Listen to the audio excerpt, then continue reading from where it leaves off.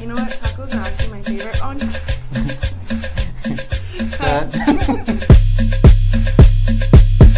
no. And welcome to this edition of Taco Tuesdays with Ace. I am joined by the lovely Paulina Nieto, the former UTEP alumni and current Dallas Cowboy rhythm and blues dancer. Paulina, Hi. welcome. Hello. Can you tell us on your journey, when did you start dancing and becoming on a dance team? I started dancing when I was 3 years old. I took my very first ballet class, but honestly, I hated it. Like, I did not like it. My mom had to pay me to go to the class. Like, she would give me $5 just to go. But honestly, I'm so glad that I stuck with it because it's brought me so far along my life. Not only I danced in high school, I danced in college, but I also did studios, and then it brought me to where I'm at now. Now going back to dancing in high school, you're a Mountwood graduate. Yes. How was dancing for, what is it, the Emerald? The Emerald Dancers. It was great. I honestly got more of my technique there, more of my ambition that I started growing on. I was one of the captains when my final last years for it, but I was under the direction of Leslie Lopez, and she was by far the best coach I've ever had. And then compare that dancing from high school to when you got to went to UTEP and became one of the gold diggers on the dance team. How was that change of style? It was really different because in Emeralds we based off our dances more on technique stuff. And then once I got to the Gold Diggers, it was basically everything. And I was under the direction of Becky Cano at the time, and her too. She was super strict on everything. She needed that whatever correction done at that certain time. So it really did push my limits. But honestly, I'm so glad because it helped me for my further. How did you balance school, testing, and getting your grades up, and learning all these new dances? Oh my gosh! You know what? It was really challenging. But I think just because I love dancing so much, I was I'm going to do it. I have to do it, no matter what. And I knew I wanted to keep moving up, especially for dance, and I still wanted to get, a good education. So I think that's really helped me. And honestly, the support of my family and my friends basically helped me throughout the whole process. Now show us the process, during game day. Do you get those butterflies, when you're about to perform out there? Oh, yeah, I still get the butterflies. That hasn't stopped. Every game, I've done about almost more than 200 games, and I'm still oh my gosh, what's gonna happen? But no, I love it every single time. Now, from high school, what's one of your best memories, from performing just during the high school? You know what? Friday Night Lights. That was the best feeling ever when we were on the field at the SAC, and you just see the lights just boom, they just turned on, and you see all your family, your friends. It was so great. And then plus two, I had my best friends with me dancing along, and that's probably the best memory I have. Now dancing with your friends, does it give you that comfort level, to perform in front of the people, or is it, does it just help on that confidence level for you? You know what, I think so. I think it brings out another side of us. We're okay, no matter what happens, we got your back kind of thing. Because it's such a big team effort, and when we're on the field, we're not just teammates. We become more like family, and because we're with each other more than we are with our own families. So we go through every emotion with each other, any injury, whichever you could think of. We feel everything. Now, how did you come about when you went to UTEP to try out for the dance team? So when I was about to graduate, I was okay, what's going to be my next step? I know I didn't want to stop dancing, and I know it's kind of harder to keep dancing in the industry unless you move to LA or New York. But I was I want to keep doing it. I want to become pro. I had my heart set on it, and I know I had to at least try. So one of my friends that I already knew, he would choreograph for them, for the Dallas Cowboys Rhythm and Blue. He told me about the team because they were still getting established, and I was okay, I'll do it. Let's do it. So literally a week before auditions, I told my parents, I'm leaving to Dallas. I'm going to audition. Let's see what happens. And I didn't tell anybody, just my parents. Just your parents? Yeah. And so I went to auditions, and thankfully I made it after the long process. Now, can you give us a little history on when the Dallas Cowboys Rhythm and Blues team got established? Yeah, so they were established in 2009 under the direction of Jenny Durbin Smith. She's the one who started us. And ever since then, we've been growing. We've been doing nothing but different kinds of tricks, different kinds of flips, every kind of technique, whether you're doing hip-hop, jazz funk, R&B, we mix it all in. Now, during the tryouts, to walk us through that, getting to Dallas, on a whim, just gonna go and do it. Walk us through those steps on that. From the first day to eventually when they called your name. Okay, so like I was saying, I literally moved all my stuff from my apartment within that week. I went to audition process. We got a number. We had to learn a certain amount of choreography, and then we had an interview over our resume. So they would ask us different questions, trying to get to know us better, seeing what can challenge us, what can't. And then we did it in front of the judges. They got to nitpick who we wanted, and they actually put us in groups within our own ethnicity. So they put all the Latinas together, all the white girls, all the African Americans, just to see, because they like to have a variety of everything, just to show, we are America's team, Mm-hmm. So they did put us in our groups within that categories, and they let us battle it out. Literally, whoever made it and whoever came out as a stronger person that day.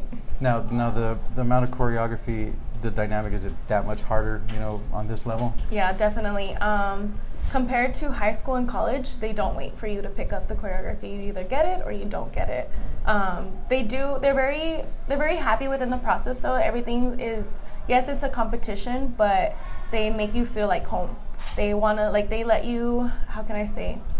They introduce you to this is family. This could be your family. We want you to like it. So they're not intimidating, but it is kind of intimidating.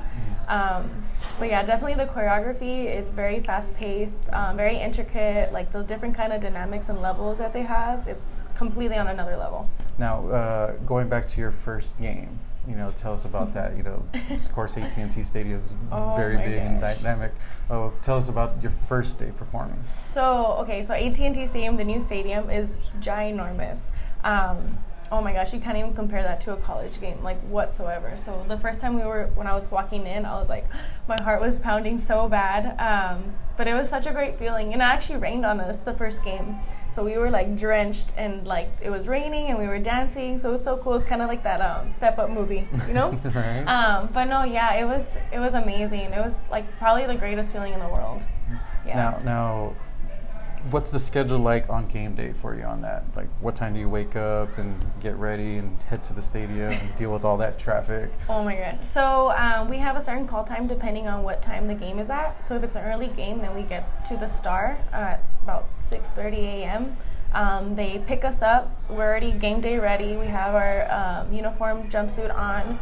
They pick us up. They take us on a bus to the AT&T Stadium, and then we start going over our dances. We start going through our whole rituals, making sure we're ready, focused, and all that.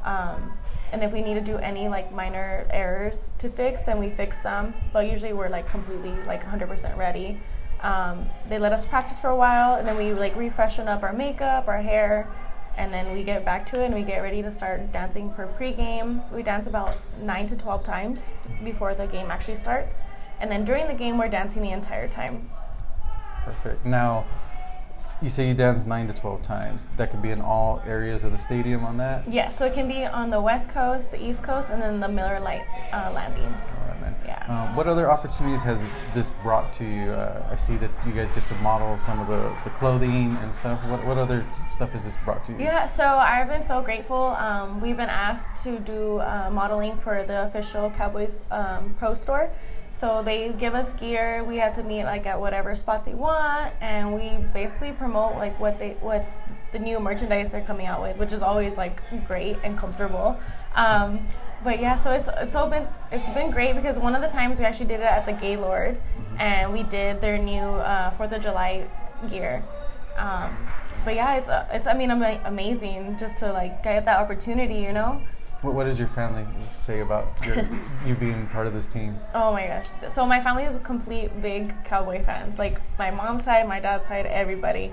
No, they were really grateful. They were really grateful. Yeah. And your younger siblings, they excited as well too? Yeah. So my little sister, she actually dances also.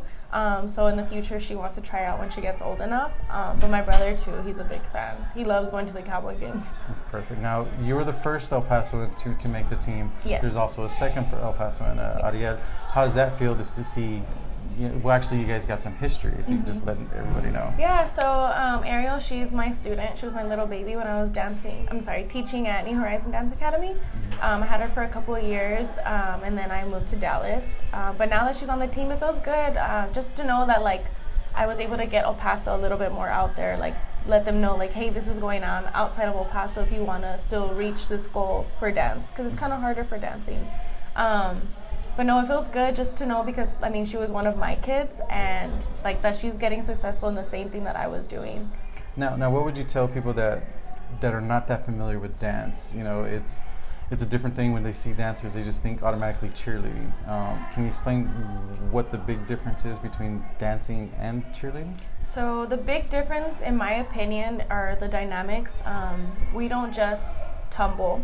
We're tumbling, we're dancing, we're doing different facials, we're having to engage our core, we're turning like 5 times at a time, we're lifting each other up, we're doing different kind of dance techniques that are like all around worldwide. I think to me sometimes, I mean, both sports are really extreme, but you can't compare the two. They're completely different. Yeah, we do some certain moves that are the same, but no, like we're doing more than one thing at a time, or more than 2 things at a time. Now, how does this help when you said you used to work with a dance studio? In the future, do you have plans on creating your own? So in the future, I really do want to open my own studio when I'm ready, just so I can give the knowledge that I've learned my whole life, and all my experiences, the do's and the don'ts of what it is to go through the process. I get a lot of questions even now, like, oh, what did you do, like, to get ready for that? Where did you train, or where did you go? How did you do your hair, your makeup, your outfit, all that stuff? And I feel like within El Paso, there's not a lot of people that have done it. So for me, when I first went in, it was a complete culture shock. I was like, oh my gosh, like, they do this, they do that. So I had to just kind of like pick it up. And thankfully I did fast. You have to be a fast learner too. But yeah, so I really want to implicate that on like either the high school teams, the kids that I've been teaching like since they were little, and then like further students that I can hopefully get. Now, what people don't understand, you still got to maintain, I guess, a diet and your exercise routine. How important is that? Definitely, yeah. So you have to not only take care of your body like physically, but like mentally too, and like whatever you put in your body, like your nutrition. Can't just be eating junk all the time. You have to like make sure you exercise at least once a day for each week. Yeah, it's a lot of work. It's not just like, okay, let me get up and dance. No, it's so much more behind it. So what's one thing that you want to say to the young ones that are thinking about dancing, you know? So one thing I definitely want to say is that no matter what dream you have, like, try an accomplishment. You're going to fall 9 times, you get back up 10 more times. And it's going to keep on going from there. Literally, don't be afraid of failure. Let that be your success, no matter what. Perfect. Now you can see Paulina and the rest of the Dallas Cowboys dance rhythm and blues teams at the Cowboys home games. To look at the schedule on the website if it's a day game or if it's an evening game for times and performances. Paulina, thank you very much. And that's a wrap for this edition of Taco Tuesdays with Ace with the lovely Paulina. And let us know who you want to see on the next episode of Taco Tuesday with Ace. Comment down below. Bye.